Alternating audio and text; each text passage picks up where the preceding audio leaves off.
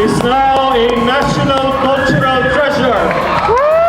And one of one, go beyond. We are first. One. Very, very much honored, humbled, at the same time, may pressure. But it's a good pressure, I think. Kasi, alam niyo po yun, parang next stage yung pinupuntahan namin. So, it's good na may pressure kami nararamdaman. Kasi ibig sabihin, we're doing something good and we're evolving and growing. Siyempre po kung hindi po dahil sa kanila, hindi kami makapag-concert talaga. Kaya yung forward po talaga yung susi talaga kung bakit pamatuloy pa rin yung pangarap namin kasi Team McCartney. Sobrang honor po and sobrang overwhelming at the same time. So, tas yung effort po nila pumunta dito kasi yung mga taga Cebu, Davao, sa ibang bansa, Japan. Dingalan from my hometown. Sobrang na-edit talaga. Thank you so much guys.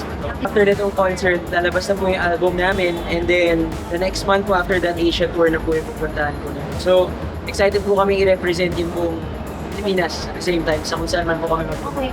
Kahit na nag-push back po yung concert, sobra po nilang pinaramdam sa amin yung pagmamahal po nila. And inintindi po nila yung nangyayari, yung sitwasyon. And kaya po sobrang saya po namin na ito na po natutuloy na at makakasama na po namin.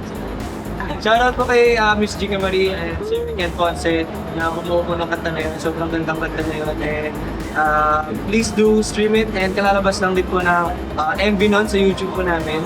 Sa first one official, so narinig na guys. Tsaka meron may aabangan. Over, di ba? Hindi po ako yun, siya po yun. Abangan lang. Buwan pawis sa inal. Saan ba mapapanood yun?